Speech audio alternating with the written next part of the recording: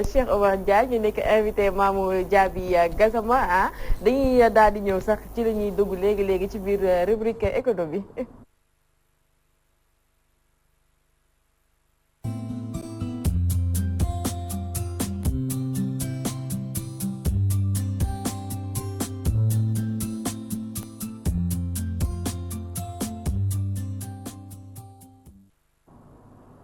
alors Mamou dañu lay bàyyi nga daal di waxtaan ak Cheikh Oumar ci li nga xamante ni mooy monnaie boobule di ECO commencé def bruit bu baax a baax. waaw comme li nga wax rek Fatou Ka monnaie nag def na ab bruit bu extraordinaire parce que y a de cela des mois ñu ngi ciy wax mais bi yoon aussi gis nañ ne daan na am ay contestation ay mouvement bu ñu jëlee le cas de Kémi Séba bi mu àdduwee ci affaire ECO bi directement foofee ca Burkina Faso si lañ ko daal di ne ràpp yóbbu ko ca gendarmerie ba am na ñu ne sax jot nañ ko fa expulsé mais jotuma ci am lu leer d'après les informations vu affaire télé la mënoo wax la nga xamante ne leeru la mais am na ñu ne jot nañ ko dàq aussi Burkina Faso parce que lenn waxalu ko lu dul rek franc CFA ba nga xamante ne moom lay xeex mais aussi dañoo jàpp ne peut-être ECO bi sax peut-être ay naxay bàyyi la Cheikh Omar Diagne ñu gis ni rek ñi ki démb kii di Emmanuel Macron daal di waxtaane ak kii di Alassane Ouattara daal ni rek ni danañ dàq lii di franc CFA ngir rek mën a indi lii di ECO yow ban jàngat nga ciy def. waaw certainement jërëjëf. Par rapport ak question boobu dafay nekk déjà dañuy am mbégte ci gis ni activisme bu ñëpp di def sur le continent africain ci wax di ñun doyal nañu ci nooteelu France doyal nañu ci kilifteefu France ci lépp li nga xam ne mooy suñu ay mbir gis nañ ni suñu njiit yi commencé nañu bàyyi xel ndax yàgg na noonu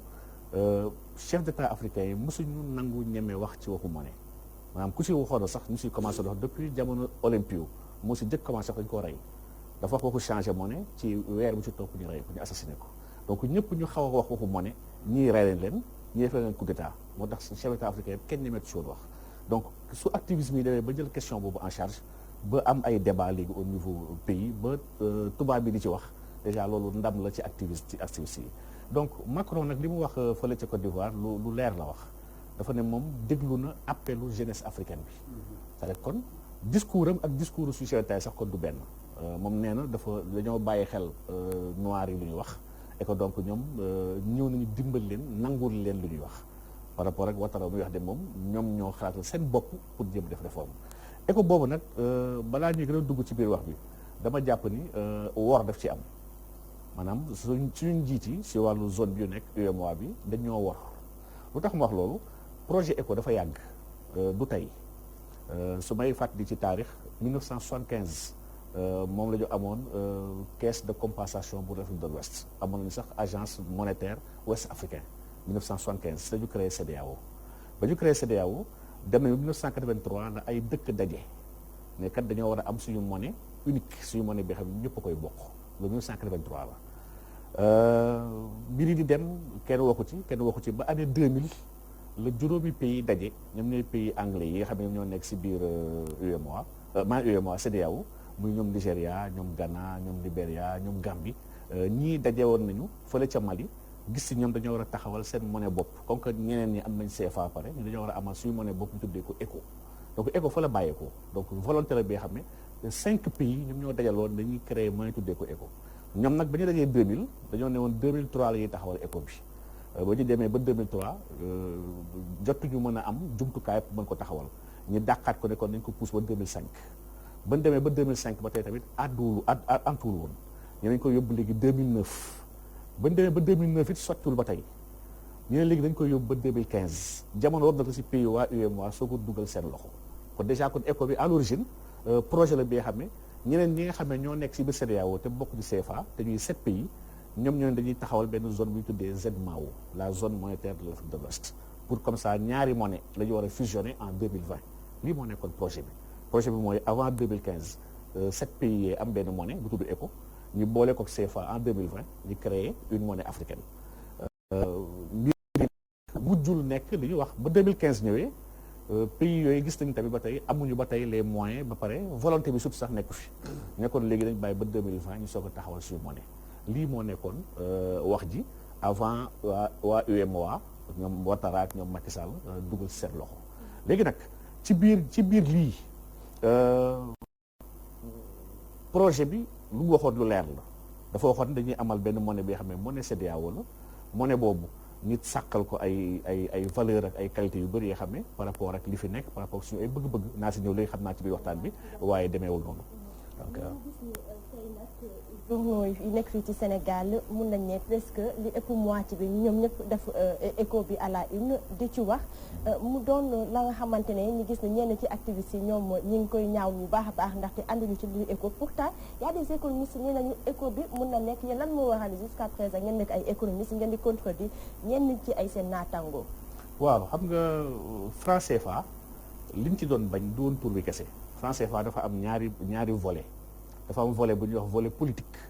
ak volet bu ñuy wax volet économique ndax tamit monnaie dafa politique ndax volonté la donc le volet politique moo nekkoon li gars yi mettitlu mooy lu tax déjà muy tudd CFA ba tey ndax CFA bi umpale leen ñu ngi ko créé 1945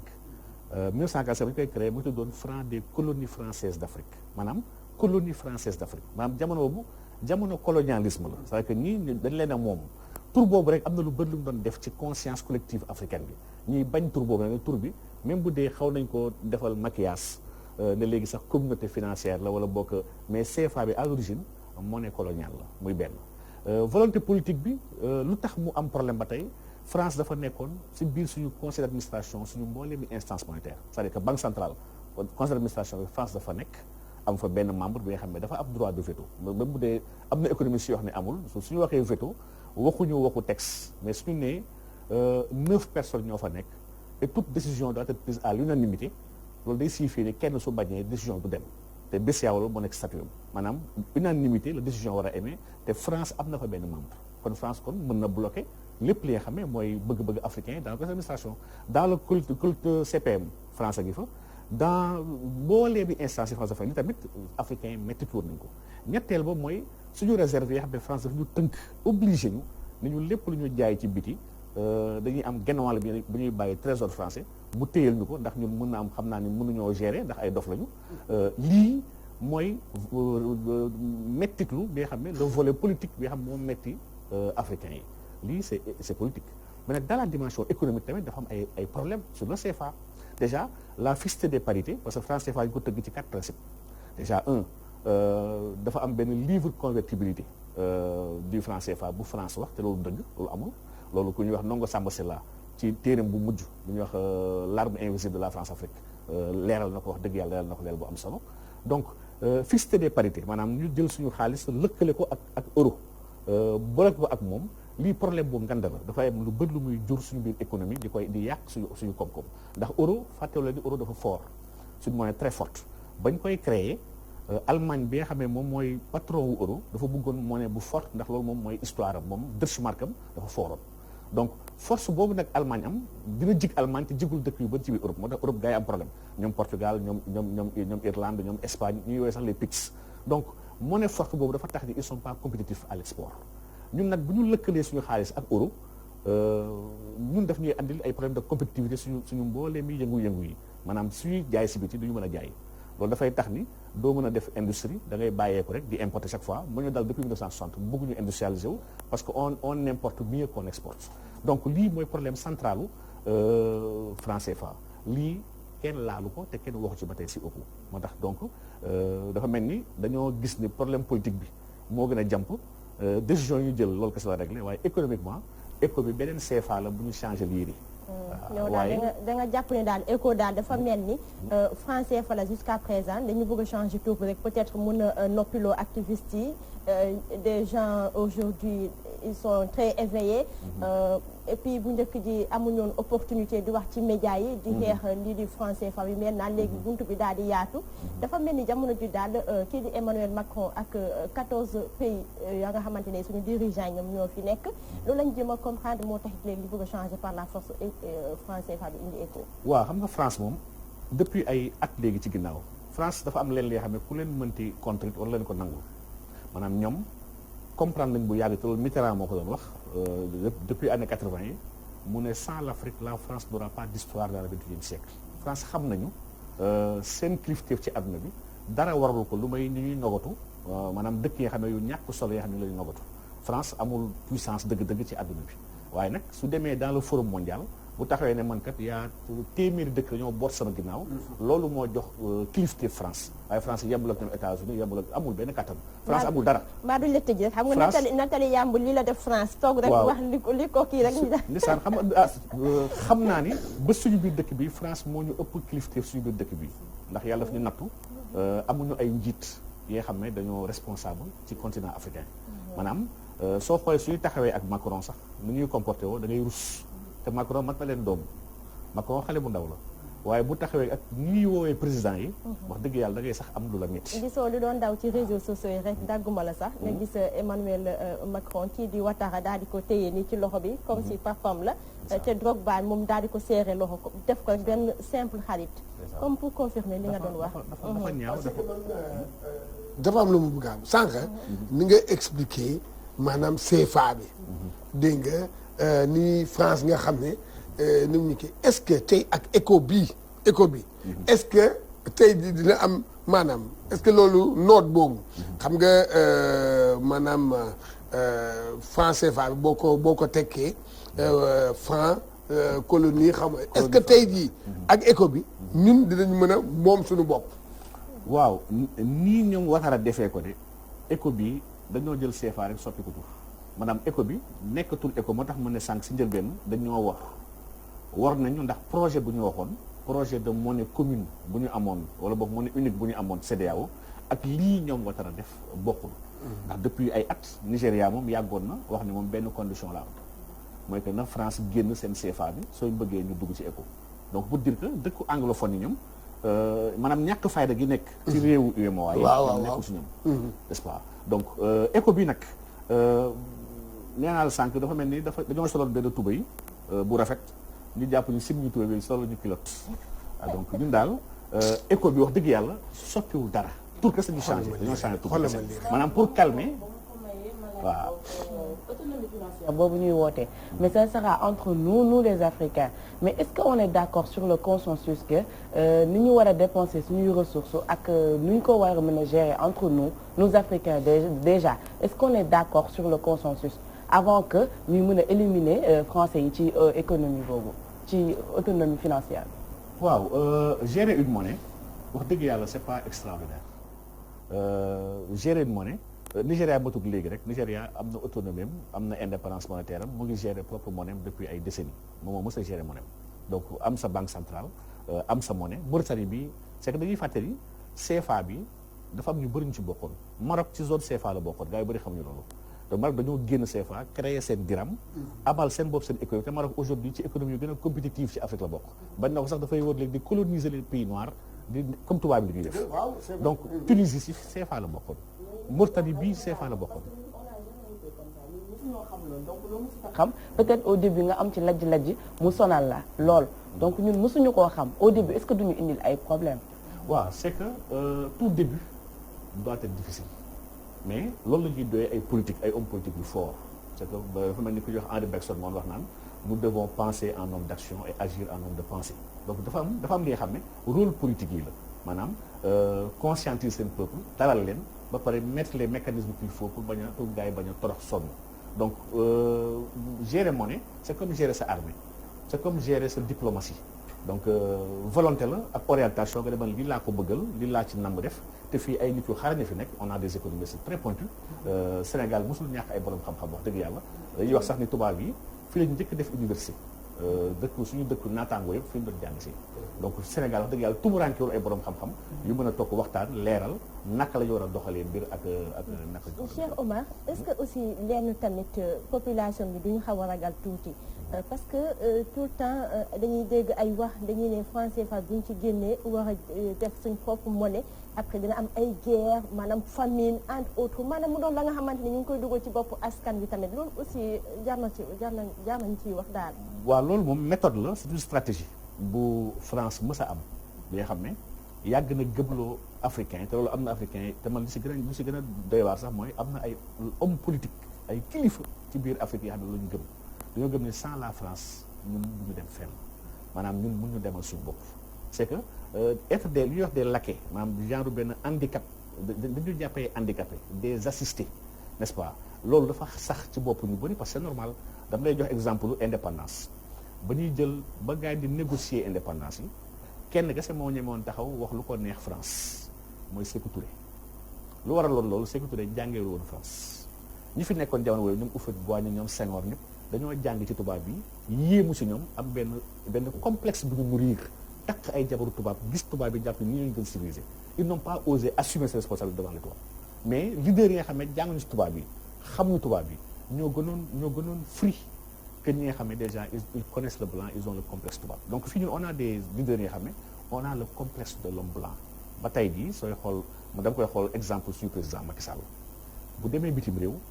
boo gisee nu muy nuyoo tubaab bi ak nu muy sëggee sax da ngay waaw da ngay tiit te bu nekkee fii soo gisee fit bu muy jéem a jaay Sénégalais yi day xam ne kii ñun la yëpp ba pare def tubaab bi ay kilifaam donc pour dire que li ko dal it moo dal ay naataangoom dañ leen xaw ma dañ leen xoxotal man ragal naa ne am na lu ñu leen di wax bu ñu xasee ba falu xam naa am na fu ñu leen di woo menacé leen doo leen ay mbaj wala jël ay paaka teg ko seen put yi ba tax duñu ñemee def dara man dama ragal ni xam naa peut-être loolu la war a nekk depuis ñu commencé wax ci li nga xamante ni mooy éco bi ñoom ñu ci bëri nanguwuñu ci woon a wax mais il a fallu que le président français Macron daal di wax que ni dinañu génn ci li nga xamante ni mooy franc CFA bi ku ci mel ni Alassane Dramane Ouattara daal di génn moom intervenir wax confirmer li nga xamante ni moom la président français bi wax mu mel ni rek dafa mel ni ndigal lañ doon xaar pour noonu la demee nag c'est que yow comprendre nga ni ñii ay taalibi lañ maanaam Macron ñoom Macky Sall ñoom Ouattara surtout ñoom ñaar ay jëwriñ lañu ñoom ñaar si daayira bi ñoo ci ëpp garat ay jëwriñu Macron ay taalibe Macron lañu donc ñoom ñii ay at si ginnaaw weer par weer soo toppee seen ay discours CFA yi ñëpp nañ CFA monnaie bu baax la Macky Sall wax na ko fii tere ne CFA si 31 décembre mu ne CFA monnaie bu baax la économistes yi bu ñu amee lu ñu ko mën a prouver dañ ko bind prouver que ni baaxul après ñu xool ñu def waaye si monnaie bu baax la Ouattara moom perron Élysée lay taxaw di wax ni CFA dara gënu ko te nee na kenn gënu koo xam monnaie parce que moom te effectivement dafa am jaar-jaar ci wàllu monnaie ndax Ouattara nekk na gouverneur banque centrale nekk na directeur général FMI donc suñuy xool si jaar-jaar si wàllu monnaie fi mu jaar wax dëgg yàlla moom warul réeree monnaie donc pour dire que rek ñoom dañuy woyee ndigal donc Macron nag moom moo prononcé wu sur la question ndax effectivement monnaie bi France ñoo ko moom dafa gën a dëggal ni France moo am xaalis bi sooy fàttalikoo dévaluation bu ñu am 1994 France ba ñu dévalué te lii Abdou Diouf mu koy reconnaître si biir ay mémoire am ne dañ ko woo ne ko vous n'avez pas le choix on va vous dévaluer ne ko nag voilà amul leneen pour dire que ñun moomuñu kon suñu monnaie monnaie bi nga xam ne dañu koy décider depuis Élysée di la woo dala on va te dévaluer nga nangu kon loolu dafay dëggal rek ñu yàgg wax ñun nous ne sommes pas souverains monétairement amuñu souveraineté ba tey waaw mais est-ce que Cheikh Oumar est-ce que ñun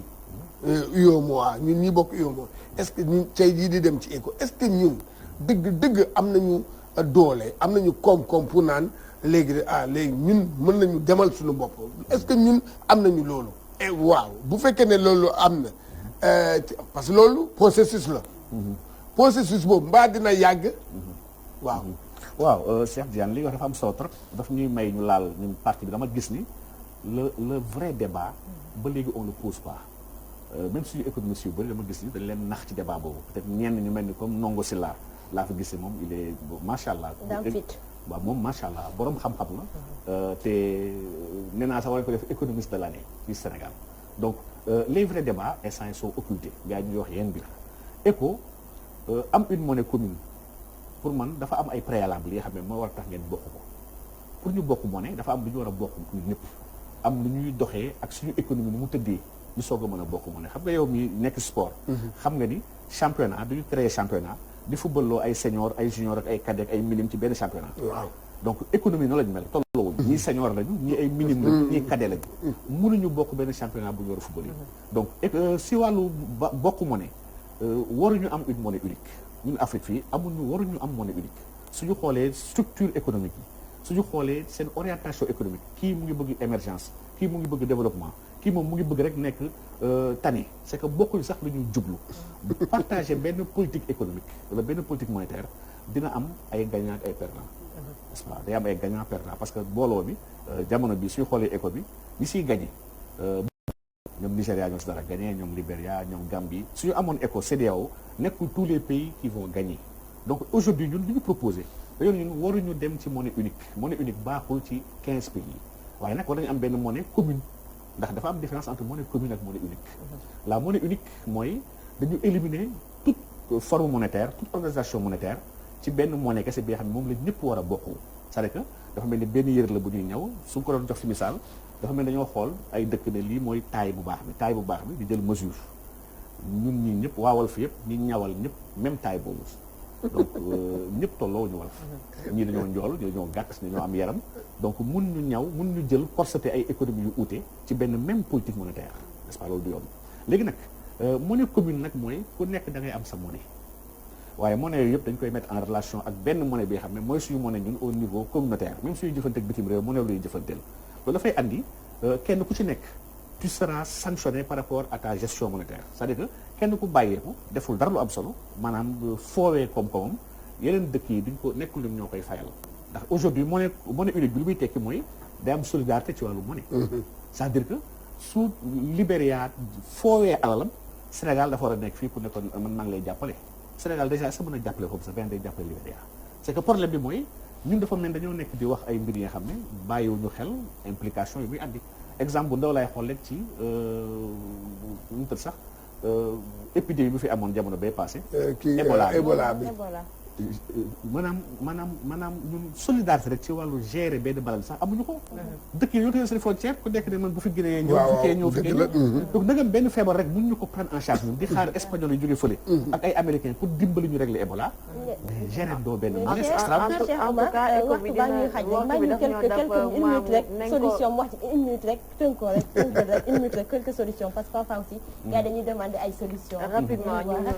waaw la solution mooy li ma nekk di tàmbali wax ni mooy il faut ñu aller vers ce qu'on appelle une monnaie commune monnaie commune boobu on va le définir ba pare avec des monnaies nationales kenn ku nekk am monnaie